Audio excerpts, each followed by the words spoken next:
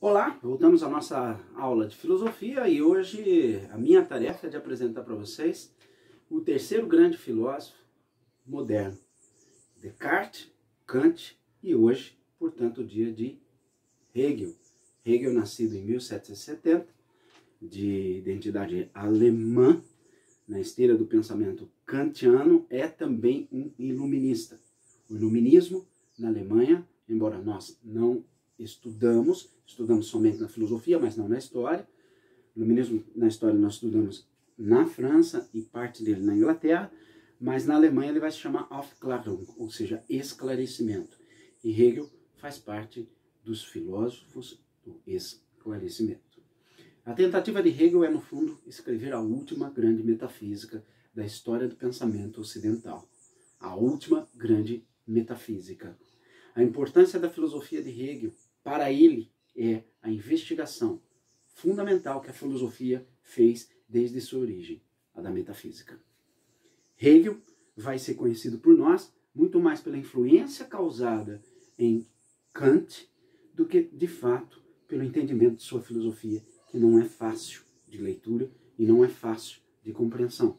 Embora suas aulas estivessem tomadas de alunos, muitos desses alunos eram, na verdade, não alunos da Universidade de Jena, na qual ele deu aula, mas alunos extras, muitos militares, alguns generais, estavam interessados naquilo em que Hegel propagava dentro de sua sala de aula.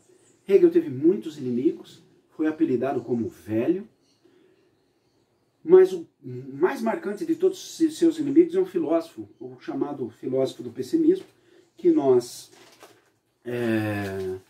não estudaremos, infelizmente, só ano passando, que é Schopenhauer, Arthur Schopenhauer. Chegaram a dar aula na mesma universidade, só que Hegel obteve, de fato, o reconhecimento histórico, enquanto Schopenhauer, na verdade, ficou à margem desse conhecimento histórico.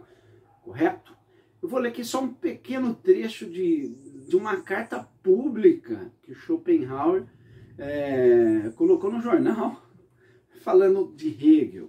Ele diz assim: Hegel, um charlatão ordinário, enfadonho, repugnante, asqueroso e ignorante, que, com insolência sem par, escrevinhou um monte de disparates e insensatez que seus adeptos mercenários pregaram como sabedoria imortal e que os idiotas aceitaram precisamente como tais. Teve como consequência a corrupção intelectual de toda uma geração de estudiosos. Falsário espiritual, endoidecedor, palavreado oco, galimatias sem sentido, bufonaria filosófica, coletânea de emanharados de palavras sem sentido e delirantes, como só havia podido ver-se até agora nos manicômios. É assim que Schopenhauer se refere a Hegel. Não só o próprio século XX, o gênio do Eric Wegelin, um dos maiores cientistas políticos, filósofos, pensadores austríacos do século XX, chama Hegel de feiticeiro. Exatamente dessa forma, feiticeiro. Hoje nós conhecemos Hegel muito mais pela sua dialética ter influenciado Karl Marx. Marx se dizia hegeliano. Por isso, a gente passou a conhecer Hegel com mais proximidade do que outros grandes filósofos. Nietzsche também, por sua vez, detestava Hegel, ou seja, Hegel teve N desafetos aí. Qual que é a tarefa desse filósofo? Vamos à filosofia dele, tá? Hegel viveu boa parte, antes da gente adentrar a filosofia, sustentado pelo maior escritor alemão, que foi Goethe. Goethe, quando ministro em Weimar, bancou Hegel na cidade de Jena, quando Hegel foi professor na cidade de Jena. Viveu a vida como professor do que nós chamamos hoje de ensino médio, depois aos 46 anos, professor universitário. Teve uma vida pacata com sua esposa, gostava muito da cidade de Berlim, era conhecido pelos seus mais próximos como velho, por ser rabugento, era esse o apelido que Hegel recebia, mas a sua filosofia tenta de fato resolver um problema gigantesco deixado pelo Kant, pela dualidade de Kant, na verdade. Ou seja, Kant havia separado o eu propriamente dito, aquele que era governado pelo imperativo categórico, ou seja, aquele eu que tinha consciência das leis morais, e por outro lado, o eu prático de Kant era inclinado, na verdade, às coisas reprováveis. Então, o eu puro, a lei moral. O eu prático, inclinado às coisas reprováveis, as coisas da carne, né? As tentações da carne. O Hegel, no seu famoso e centro da nossa investigação de hoje, Fenomenologia do Espírito, um dos seus principais livros, junto com Filosofia do Direito, tá? Ele vai tentar unificar esses dois eus, o eu reprovável das inclinações sensuais e o eu do imperativo categórico das leis morais, numa única coisa, no amor. Hegel trabalha com a identidade do amor dentro da sua filosofia. Exatamente isso que a gente vai ver. Como isso, Rufino? Isso seria exatamente o segundo ponto da nossa aula de hoje. O primeiro ponto é que Hegel identifica a racionalidade com a realidade. Se nós pensamos as coisas, é porque a estrutura da nossa mente, isso é Kant, tá? Se nós pensamos as coisas, é porque a estrutura da nossa mente permite que nós pensamos as coisas como elas são.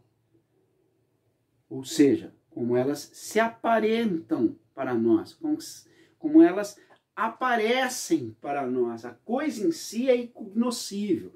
Ou seja, nós não conhecemos a coisa em si, como diz Kant. Então, se nós conhecemos as coisas, é porque elas se aparentam dessa forma para nós. Ou seja, então, a minha racionalidade me permite ver a coisa, o objeto, da forma que eu estou vendo. Então, para ele, a ideia de pensamento, a ideia de racionalidade, está intimamente ligada ao real. Nós estamos somente separados. De maneira muito simples, fique claro para vocês. Tudo que você está vendo aqui, que você acha que é material, você acha que é material porque a sua mente, a estrutura da sua mente, não permite que você entenda que tudo isso não passa do ideal. Tudo isso é espírito. Tá? Tudo isso na cabeça de Hegel é o raciocínio. Só que nós só vamos dar consciência disso num processo. E como chama esse processo? Dialética. E como é que se dá essa dialética? Essa dialética vai se dar exatamente no amor, o exemplo que ele usa, bastante simples. Então, vamos lá. O ser que vai amar, ele é a tese. O ser amado é a antítese dele, é o contrário dele. Então ele vai amar de tal forma que ele vai se ele vai se entregar ao ser amado de forma que ele esqueça de si próprio. Ele vai esquecer de se banhar, ele vai esquecer de comer, ele vai esquecer de vestir. Ele vai viver uma alienação. Percebam esse termo? Esse termo vai ser muito utilizado por Karl Marx. Então ele vai sofrer um processo de alienação de si próprio, vai esquecer de si próprio. Então ele vai ver somente o objeto amado, de tal forma que ele se esqueça. Em determinado momento ele vai lembrar de si. Mas ao lembrar de si, contemplando a sua antítese, ele vai recobrar a ideia de quem ele é. E ao recobrar a ideia de quem ele é, ele chega à autoconsciência de si próprio. Que ele não é mais aquele ser que se alienou no objeto amado e é agora, ao mesmo tempo, o objeto amado e si próprio, mas num grau mais elevado de autoconsciência. Então, a tese se debruça na sua antítese, na sua negação, na sua contradição e atinge um grau superior na sua síntese. Então, a dialética hegeliana é exatamente esse processo. Tese, antítese, síntese. Tese, antítese, síntese. Vamos ler um trecho para que vocês possam entender. Pois, no amor, Hegel encontrou pela primeira vez um elemento que depois tornou a descobrir na realidade total, a dialética. Portanto, As raízes da dialética não se encontram no pensamento abstrato. Seu descobrimento surge antes da observação de um fenômeno concreto. A partir disso, Hegel chegou ao conceito de que a dialética não é originalmente um objeto da reflexão filosófica, mas o elemento estrutural e essencial da realidade. O elemento estrutural e essencial da realidade é a contradição. É a tese que procura sua antítese para, num processo progressivo, supere numa autoconsciência, uma consciência definitiva. Vamos fazer a radicalização disso? Vamos mergulhar isso na história? A concepção de Deus? Para Hegel, o mais importante da filosofia é a investigação da metafísica. Ele não queria escrever a última metafísica? Só que ele vai criar uma coisa distinta do Deus cristão. O Deus cristão é onisciente. Tudo ele sabe, ele conhece o início, o meio e o fim da história. Para Hegel, não. Deus se faz na história humana para se autoconhecer. Deus, a tese, se aliena em sua antítese à história humana para que, num processo histórico de tese, antítese, síntese, chegue à sua autoconsciência. Veja bem, assim como Kant, Hegel acredita no progresso e que o homem que chegue, ou que o povo, principalmente, chegue na sua autoconsciência superior à tese e antítese, ele é superior a todos os outros povos. Ele acredita piamente que nós caminhamos para o fim da história. E que esse fim da história, esse círculo ascendente de tese, antítese, síntese, tese, antítese, síntese, tese, antítese, síntese, tese, antítese, síntese, chegaria no fim da história, que seria o fim dessa contradição entre tese e antítese, mas isso se daria na filosofia, se daria nas artes, se daria no Estado. Vou explicar primeiramente na filosofia.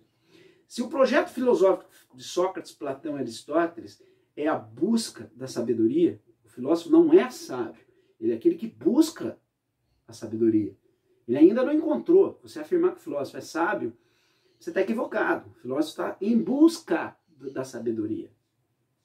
Para Hegel, a filosofia é a ciência da sabedoria.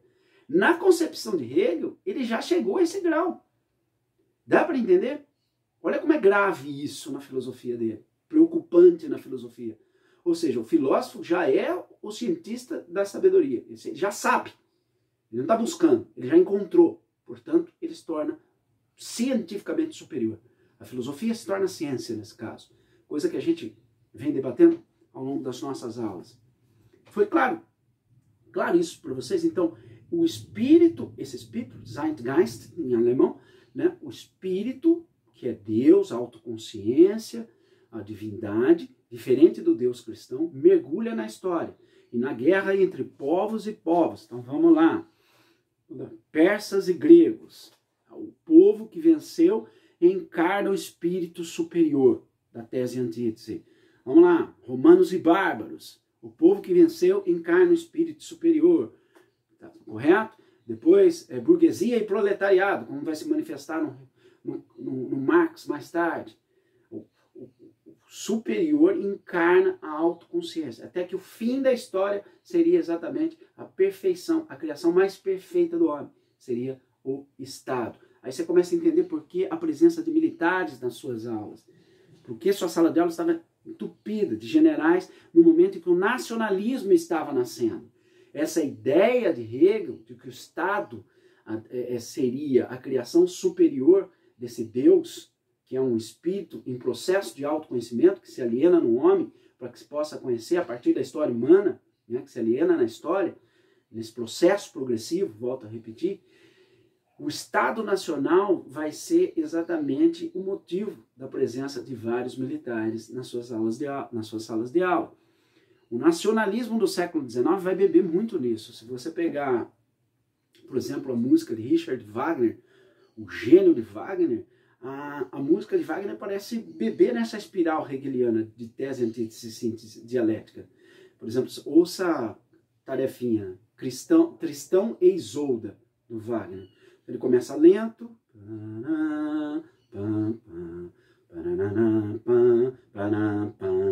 Eu acho que essa não é a melodia de Tristão e Isolda. Essa é a melodia de Tannhäuser, se não me falha a memória. Outra ópera dele. Tannhäuser, Tristão e Isolda, o Anel de Nibelungo. Em Wagner você vai ver exatamente a presença dessa tese, antítese, síntese. Se você ouvir Beethoven, as famosas sinfonias de Beethoven, a terceira sinfonia de Beethoven, dedicada a Napoleão Bonaparte, o qual Hegel, quando Napoleão invadiu Iena, né, e destruiu sua casa, ele disse que ele viu o espírito do tempo em pessoa, o espírito do mundo em pessoa. Ou seja, toda a história da humanidade progressivamente caminhou de sua tese, antítese, síntese para sua autoconsciência chamada Napoleão Bonaparte. A música de Beethoven é feita dessa forma, a nona sinfonia. Ela vai crescendo, crescendo, crescendo, crescendo até chegar no seu ápice. Não à toa a música ter levado a defesa nacionalista da Alemanha, assim como acreditam que a música de Richard Wagner propiciou a unidade da nação alemã muito antes do Zollverein, né, que é a Liga Econômica dos 28 Estados. A música wagneriana chegou antes disso, e Ludwig II, o rei da Baviera, ao financiar Wagner, parecia saber disso. Enfim, sem divagações. Mas para que você possa entender o quanto que essa filosofia nacionalista do Estado ser a maior criação da história da humanidade, o crescimento do poder, desde lá de Roma até os dias atuais, ele só cresceu, ele chegou a um grau de total. Para Hegel isso seria o fim da história, infelizmente. Então, o caminho do espírito. Então, a história, nesse sentido, passa a ser um plano providencial no qual os povos vencedores encarnam esse espírito. Então, a história é igual, na verdade, é um plano providencial desse Deus que não é onisciente, tá? Que precisa mergulhar na história para se conhecer. Então, a história é igual a um plano providencial desse Deus, na qual os povos vencedores encarnam o Espírito. Complexo? Vocês talvez estejam concordando com as palavras do Schopenhauer aqui no começo da nossa aula. Mas é exatamente isso. Isso influenciou a ideia de Estado-nação e as guerras nacionalistas do final do século XIX. Para Hegel, então, portanto, o Estado seria a realização de Deus no mundo, da autoconsciência divina no mundo. Olha que gravidade pode ter isso, tá? Olha, só um trecho aqui que eu quero colocar. Somente dessa forma é que o pensamento de Hegel se torna, em um sentido mais profundo, filosófico. Já não considera mais apenas o que está diante de seus olhos, mas pergunta pela razão de ser do visível, e compreende que o que se revela no amor, a vida cósmica, é o fundamento da realidade toda. Em tudo o que é, flui a única grande vida. Assim como o real, em todo o real, Hegel designa a razão de ser também como a vida absoluta, ou simplesmente o absoluto. A intenção filosófica de Hegel consiste, pois, em ver fundada toda a realidade no absoluto. Tudo é a ideia, tudo é o espírito, tudo é o absoluto, em conceber tudo como manifestação do único absoluto. Não confundam com Deus cristão. É o Deus imanente. A palavra-chave aqui é imanência. No tempo e no mundo. Mergulhado no tempo e no mundo para que ele se autoconheça. Perfeito? A filosofia torna-se, assim, ciência absoluta. Lembra o que eu falei no começo? Ciência absoluta, ou seja, se o projeto inicial da filosofia é que o filósofo seja um amante da sabedoria, Hegel julga que a encontrou. Que ele é, então, portanto, aquele que reconhece em si a consciência absoluta. Pretensioso o projeto dele. Extremamente pretensioso. Certo? É isso. Peço para que vocês leiam, mas Não é fácil. Hegel é talvez um dos mais difíceis filósofos, assim como Kant. Mas um trechozinho, ainda dá tempo. Ele diz assim: a tragédia que o absoluto representa eternamente consigo mesmo, que se produz eternamente na objetividade, depois se entrega em sua imagem ao sofrimento e à morte e se eleva de suas cinzas à glória, porque a vida do espírito não é a que teme a morte e se preserva pura de toda devastação, mas a que sofre quando encontra a si mesmo na separação absoluta. Ele está dizendo que essa contradição da tese e antítese, né? Que você encontra a contradição aqui e tenta superar essa contradição, até que você chegue definitivamente ao fim da história, a autoconsciência absoluta, o Estado. Primeira e Segunda Guerra Mundial se originam da escrivaninha desse filósofo. Essa frase não é minha, essa frase é do Nietzsche. Assim eu encerro a aula de hoje. Tá ok? Um grande abraço. Braço.